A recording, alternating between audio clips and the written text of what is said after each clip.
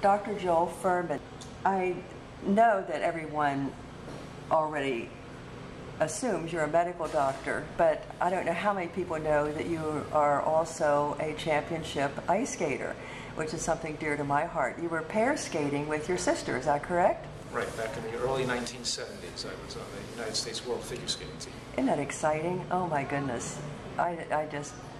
And if one goes to drjoelfuhrman.com, they can actually see a clip of it. I discovered it. It's just drfuhrman.com, but I think in the press section at the bottom, we have an old picture of myself competing with my sister back in 1973, I think it was.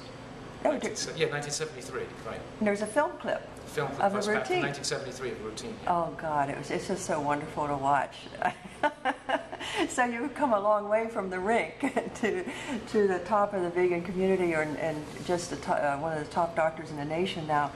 I know that you don't have a story like many people that I've interviewed where they had an illness and they had to overcome something. How did you come to decide, I'm not going to be a regular doctor, I'm going to be a nutritional doctor? I didn't decide I was going to be a regular doctor or a nutritional doctor. I didn't decide like that. Because I already had an enthusiastic mission, or you could say passion, for nutritional excellence. A passion for what nutrition can do to the human body. A passion for the fact that Americans don't need to suffer and die needlessly from malnutrition. And so I really saw that, and that drove me to want to attend medical school, to have the strongest effect on people I could have. So I went to medical school already with that determination and desire to become a physician who specialized in nutritional therapeutics. How did your classmates feel when you were telling them that, I mean, I'm sure you were there with a lot of people who didn't follow your same thinking. Yeah, I remember when I was in medical school, when I went to Penn, they made me chairperson of the nutritional education committee at the medical school.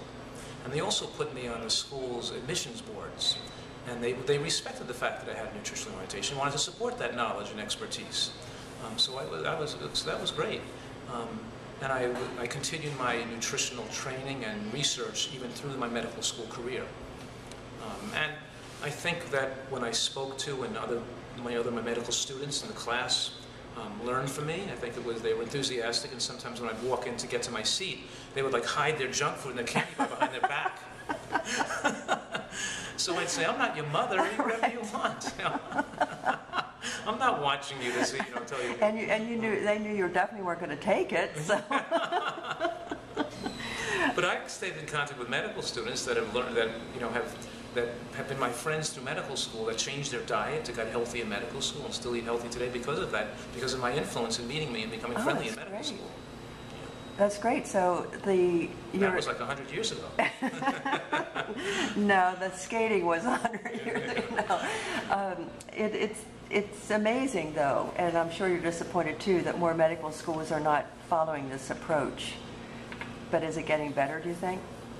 I can't talk on a general basis of what's happening. It doesn't seem to be.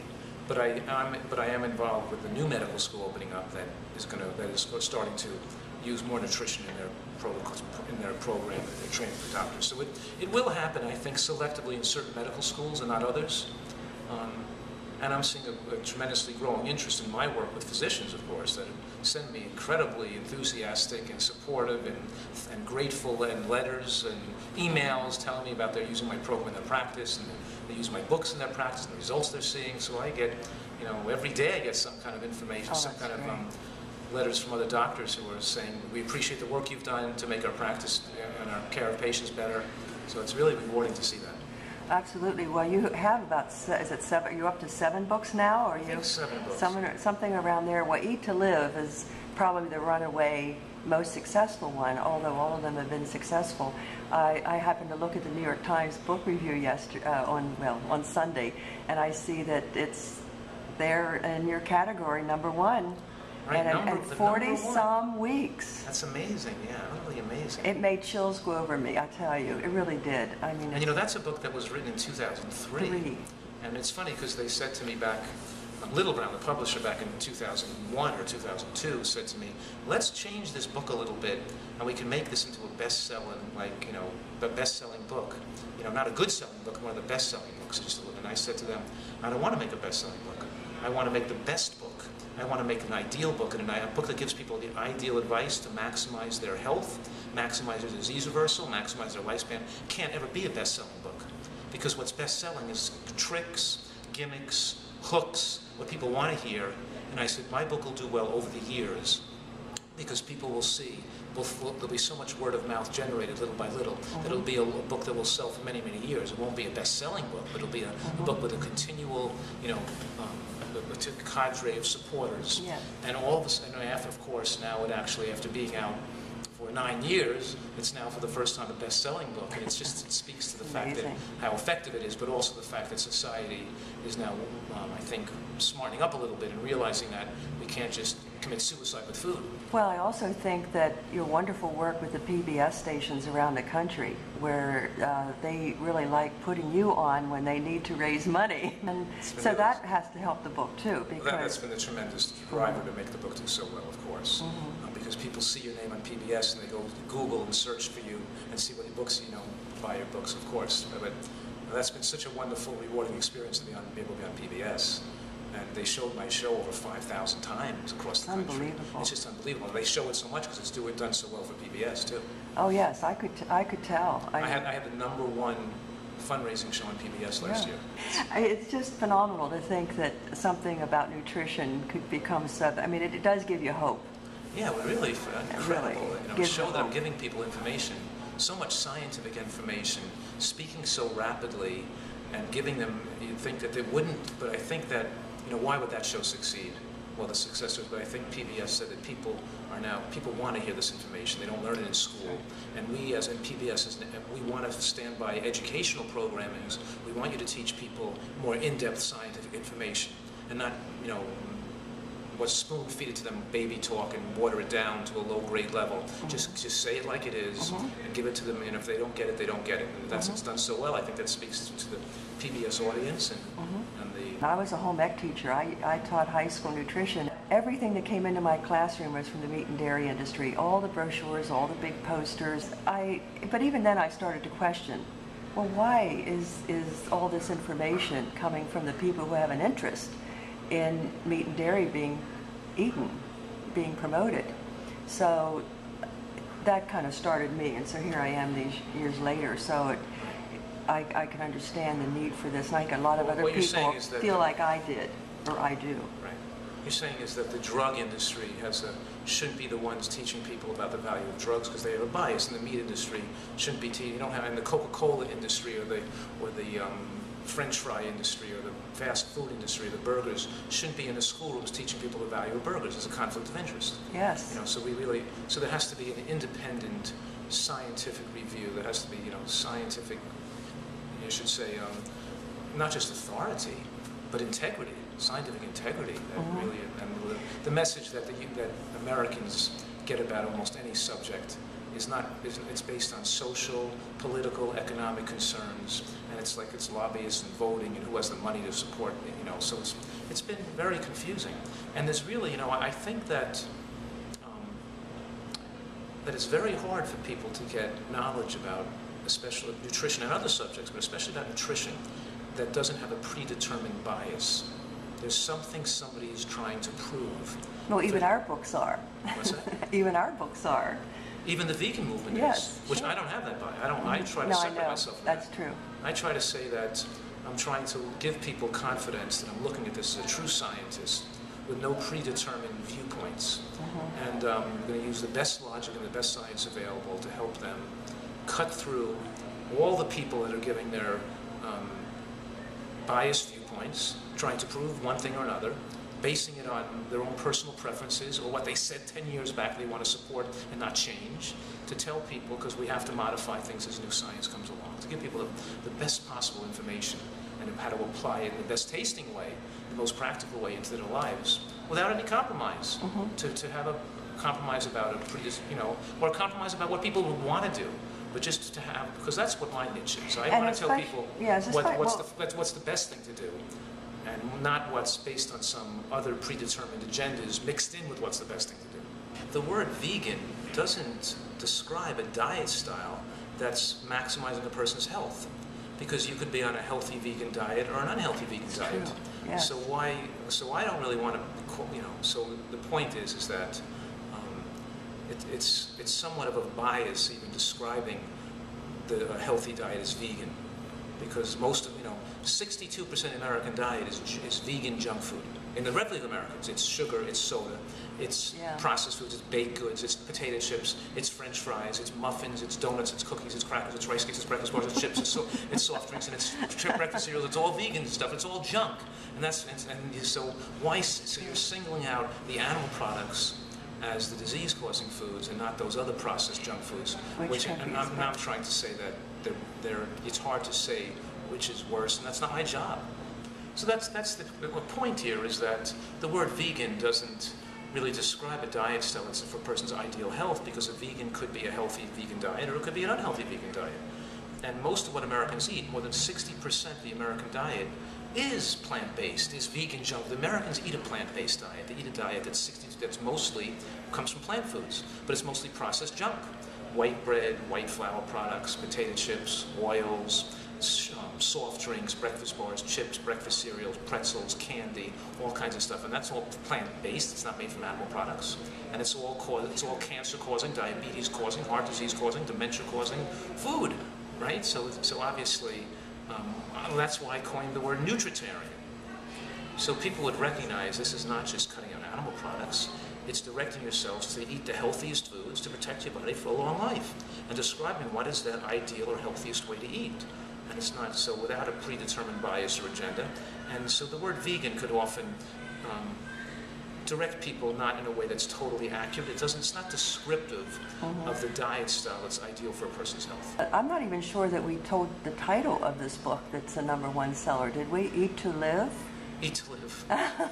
We went on talking about it, and I'm not quite sure we actually said it. And I brought the cover with me, but it's over there in my bag, so I was too lazy to carry it on the subway today.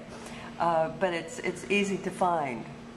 And of course, it's sold everywhere. They're even making a supermarket version, a smaller version of it sold than that. But the reason why I think it's also done so well is because it's a book that focuses on weight loss. If I just made it a health and longevity book, it probably wouldn't be a bestseller either, because we have almost everybody in America is overweight, and they're all looking for answers. And of course, I'm offering people a way they can lose weight very effectively, but the whole point is do it in a healthy manner, and eat in a manner that you can live with the rest of your life. It's a change you can make forever, not for weight loss, it's for longevity. It's not for a few weeks and then hope for the best and then do something. Yeah, that's right. Anything you do temporarily only offers you temporary benefits, and temporary benefits is of no value to your long-term health. The changes you make should be made forever. So I tell people at the beginning of the book, don't make a decision to listen to me. Don't jump in, don't say anything here. Just read the whole book first. Then you'll make a decision to make a commitment or not. Because this is a big change to want to be healthy, to want to not have a heart attack, never have a stroke, reduce the risk of cancer dramatically. The point is, I'm trying to have people learn the whole entire message, because then I'm appealing to their real intellect and the part of the brain that represents their future self, looking back. And looking back when you're 20, 30 years from now, looking back and say, did I make the right decision back then? Or should I continue living the way I'm eating now, that 40, 50 years from now I'm going to be in trouble with a health tragedy, and now I can have that opportunity to prevent that. So it's really, so I do think people need a lot of information to make the right decision, because they're so misinformed and miseducated. And if they realize the power of superior nutrition, it almost becomes a no-brainer. You get a much more pleasurable life. You even enjoy food, eating more. Your website is really phenomenal. I enjoy going to it to see what might be up there next. Would you give your exact website? Yeah, my website URL is drfuhrman.com, which is my name, drfuhrman.com. You have so much on that website. It's just an excellent site. I would really like to, or encourage people to go there and look. You know what, my career over the last 20 years has evolved to say, well, what do people need to make it easier for them to follow this approach? what kind of supportive services they need, what kind of information they need, what kind of products, what kind of vacations, what kind of camaraderie with other people, what kind of restaurants, in other words, what do people need to make this be part of their life without so many obstacles in their path. So I think it's giving them the support and information they need, and also supporting the growth of ancillary services and people and meetups and groups and vacations, and making it so people don't feel isolated when they're doing this. I thought it was interesting. I think you said something that if you want to lower blood pressure or lower let's say cholesterol, you just automatically take care of a lot of other things too. Right. So I think that's an exciting thing for people to understand, because if they have one issue, many times they have other issues as well. And it's not as though they have to do something different for each one. It's almost an approach to healthy eating that just kind of handles everything. That's right. It'll take away your migraines, most probably get rid of your asthma, take away your pain and inflammation, prevent you from having reverse heart disease, prevent you from having a stroke, and prevent all those things are the same basic principles. But obviously the issue here is the same thing as disease reversing also is best to maintain your ideal weight and put you back in touch with the instinctual drives that make it so you don't have to worry about dieting and how much to eat and measuring calories, because your body gives you the right signals of when to eat, when not to eat, how much to eat. You learn how to interpret those signals from your body correctly. So you're not driven to eat more food than your body requires, because your body is getting adequate micronutrients that you need. And that's one of the differentiating features of my program from other people's programs. There's a few differentiating features. One is that comprehensive micronutrient adequacy, making sure you have a high levels of all the nutrients the body needs, enables your body to control your appetite properly without having you desire to measure food and be on a diet the rest of your life. And that when you eat a diet that doesn't achieve micronutrient adequacy, you build up metabolic waste products in your tissues. And those waste products, you become addicted to them, like they're cigarettes or cocaine or caffeine. And you feel ill when you're not digesting food. And you feel fatigued and shaky and weak, and mentally you feel confused or shaky, and you have to eat food again to feel better. And when you eat right, it takes that away. And that's something unique in the scientific literature, because I'm claiming that the medical and science books describing hunger are wrong. What they're describing, those symptoms they're describing, are not hunger. They're withdrawal symptoms from an unhealthy diet. Because in my 25 years of medical practice, I've observed thousands of people who change their diet to a healthy diet, lose those so-called hunger symptoms, disappear, and they get back in touch with what I call true hunger, that is felt in their neck and upper part of their chest in this area of the body, which then directs you to the exact amount of calorie. And it makes food taste great. It's accompanied by a dramatic enhancement in taste sensation and salivation and a sensation in your neck and throat. The point I'm making is that the medical doctors and the scientists are studying unhealthy people eating an unhealthy disease-causing diet. So what they're describing, recording, and studying isn't health, it's ill health. So they don't have the opportunity to observe people in good health and observe what happens to people when they eat healthy. For example, when people eat healthy, their white blood cell counts drop out of the so-called normal range into a range that most people would consider too low. But I see it happen to all these people who eat healthy. So in other words, even interpreting the blood tests are different for a person on a nutritarian diet, because they don't fit the normal blood tests, because they're healthier. Like, for example, the white blood cell counts, when you have less inflammation and lower risk of cancer, your white blood cell counts get lower. But it's not going to be in the mid, but it's going to come back abnormal on your blood test, abnormally too low. Well, the other thing is that people feel they're not going to get enough food. Where I know in Eat to Live 2, you say eat as much as you want of some foods, even when you're thinking about weight loss and these other ailments. Well, you want people to eat large amounts of the really health-supporting foods because they're very low in calories. You're not going to overeat on calories. And it's going to flood you with nutrients, and that's the issue we're talking about, is having micronutrient density in high level of these anti-cancer and phytochemicals and antioxidants in your tissues. And also, but not just the height of the column, not just the amount, but the width or breadth of the assortment, the wide assortment of nutrients the human body needs to maximize health and longevity. And my message is, with these advancements in human nutrition, we should be able to live longer with a better healthy life expectancy and a better quality of life in our later years than ever before possible in human history, because we know so much today about the needs of the human body. Dr. Fuhrman, thank you so much. What is your vision for the future for all of us? Well, I never expected all Americans to become, health nuts or nutritarians. But I did expect the vast majority of Americans to at least know, to have this become popular enough, and it's getting to that point, where they know that if they don't want to, they don't have to have a heart attack. They go to a doctor with high blood pressure, they know they don't have to take medications the rest of their life. If they have diabetes, they know it can be reversed completely with proper nutrition, because they go to their medical doctors and they don't hear any information like this. They're just put on medications.